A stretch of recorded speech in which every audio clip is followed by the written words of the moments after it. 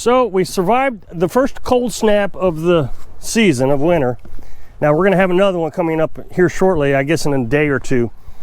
The best way to put it, we were in 60-degree weather, and then we got to, I think it dropped down into, I don't know, let's call it 9-10 degrees, somewhere around there. Don't quote me on the specifics. Then yesterday, I think it got back up to the teens. Then last night, it dropped back down to 10 degrees. Might have been lower than that. And then today, it warmed back up to 32 degrees. And everything worked. The water tank, which was what everybody's concerned about, including myself, didn't freeze. I got up this morning. Of course, I got up yesterday morning too and checked it. But I figured with 2 days of it being below 20 degrees that it would struggle. Now, the thermometer inside the tank said it got down to 30 degrees, but that's obviously not true because nothing froze. Because I got up this morning, worked fine, so you gotta be careful. Icicles are falling from the roof here. So now, again, like I said, it's gonna get cold again, and it's gonna get real cold. So it still may freeze, who knows? But at least we know that we can make it. Now I gotta fill this up. I didn't fill it yesterday. I filled it at 6 o'clock the night that it was 60 degrees. That way I figured the well water would warm it up right before it got cold, and then it would help me keep it from freezing. Well, I don't know if it worked, but it didn't freeze. So now I'm gonna fill it again. Now, got some extra work to do today. I gotta get the hose out of here. Yeah, we used a lot of water. Used about a half tank, don't know if you can see that. But I gotta get the hose hooked up. We'll see if the hose froze. I mean, I don't think it did, but everything should be thawed out by now. I gotta get the generator started.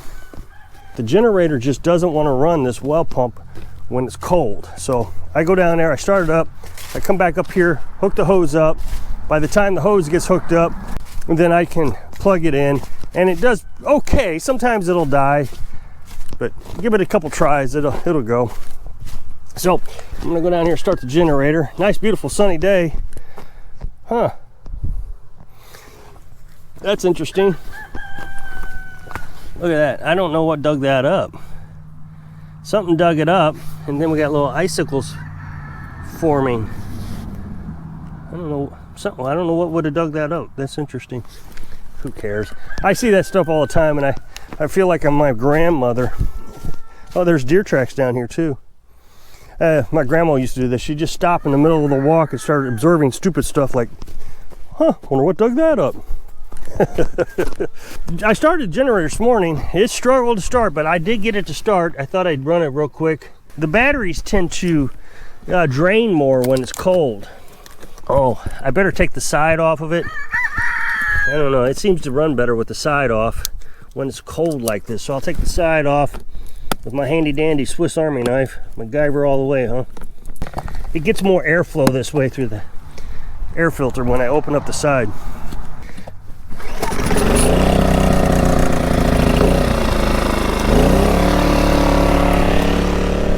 Not too bad, one pull started up. It's better than this morning. Talk about the chickens for a minute, because I think this is a pretty important conversation. The chickens did okay. I came down about every, 2 hours, but they did not come out of their chicken coop. So the metal box is the chicken coop, and then the chicken run, that way you know the difference. They stayed in the coop all day yesterday. I felt terrible for them, but they all survived, and we got several eggs from them. So all in all, I guess it wasn't terrible, but you could tell they weren't happy about it. So this morning, they didn't come out either. They stayed inside until, I don't know, probably until it got into about 18 degrees outside, and then they came out. So they have a minimum temperature where they don't want to come out and play. Now, what I'm doing now is I'm getting my hose out. I put the hose in here so it doesn't freeze.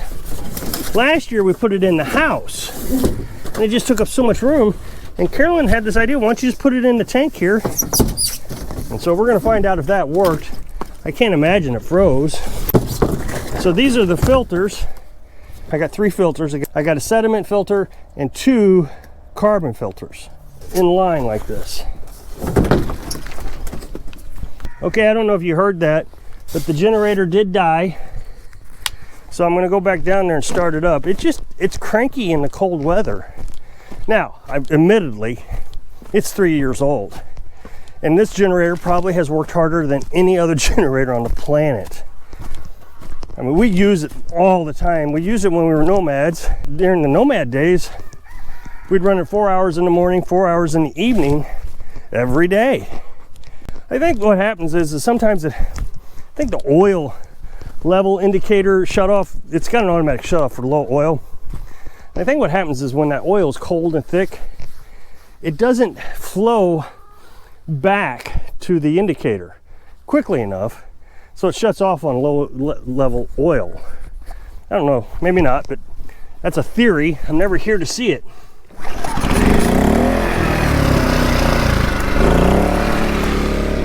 See, when the oil had time to flow back to the indicator, to the probe that says it's low oil, then it starts right back up.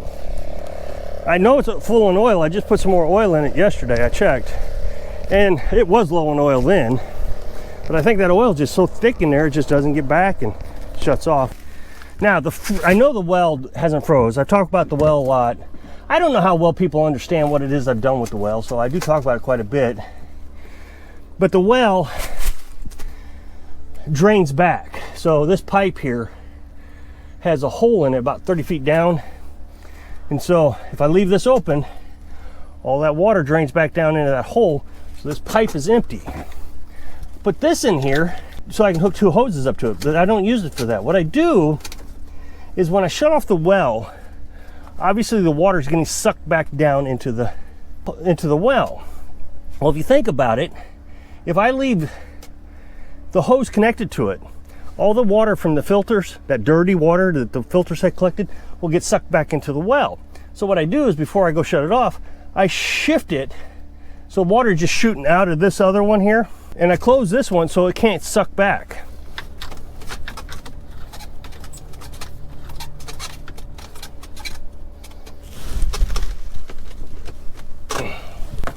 Now the downside to this is if I start the well pump up, I plug it into the generator, and water is starting to flow through the hose, right?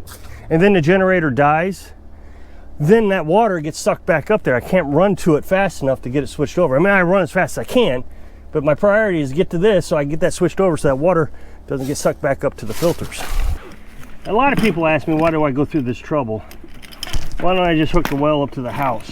The reason is because there's not enough energy at night. I don't have enough batteries, and I'd never be able to get enough batteries to run the well at night. So you'd have to do all your work during the day, take your showers, whatever. So by doing it this way, all I gotta do is fill the tank up every couple of days and then run the RV pump, which doesn't take hardly any electricity, to pump it into the house. And I can do that on batteries. I got a little lawnmower battery actually that pumps the well pump. Then I have a little trickle charger that charges the batteries from the solar panels. It's worked out perfectly. So many people want me to change this design. I don't know why. Maybe they don't understand the design, so they're wanting me to change it to something that makes sense to them. You know, they want me to do a solar heating and all kinds of stuff. And I don't know why, because this works so well. So, and that's not criticism to anybody who leaves a comment on that. It's just, the reality is this works really well. I gave it a lot of thought on how I wanted to do it. We did it as nomads. Of course, instead of a tank, we used a bucket as our tank. So we would fill the bucket up with water. We hooked an RV pump up to the bucket, and then we could pump our water from the bucket into our water heater. And this is cheap. The cost to operate this is nothing. I cut my hose, and I don't know how. I mean, it looks like a regular cut from something. Something actually cut it.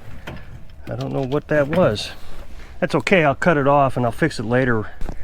I'll have to hook up a connection to it, but I don't know if they'll sell it. Oh no, the hardware store, they got some connections. I'll make a connection. I think I got everything, so I guess I'll go down and see if the generator can handle it. This is gonna struggle a little bit, at least it usually does. So I gotta dangle it.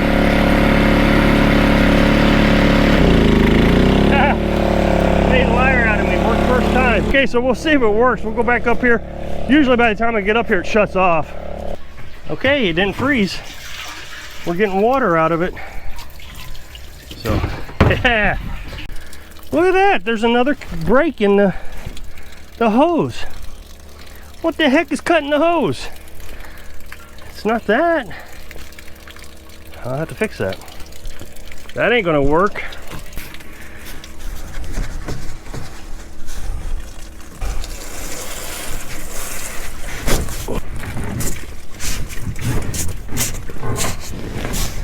I have no idea what's cutting that. So like I was saying, the wood stove is doing a fantastic job. So about 7 o'clock at night, I light the stove. At 10 o'clock, before I go to bed, I throw another log on it. I get up at 2 o'clock in the morning, and basically I restart it. The coals are still very hot in it. It's still hot in the house, but it'd be a lot easier to let the thing start up with coals than to let it die all the way down, say, I don't know, by 4 o'clock, whatever. I don't want to have to start the stove when I'm half asleep. It takes me about a half hour to get the thing back up and running around 2 o'clock. Then I get up at 5:30, and it was 84 degrees in the house this morning. It cooled off relatively quickly because I had opened the door. Got to get the coffee going, got to get the chickens out, get the generator started. So you're in and out quite a bit. And so by 7 o'clock, I started it again. So I probably used 3 6-inch diameter logs. Of course, they're all split. So not much wood at all. I hope I can inspire you to have a wonderful feeling when you're putting your dream together. Thanks for watching.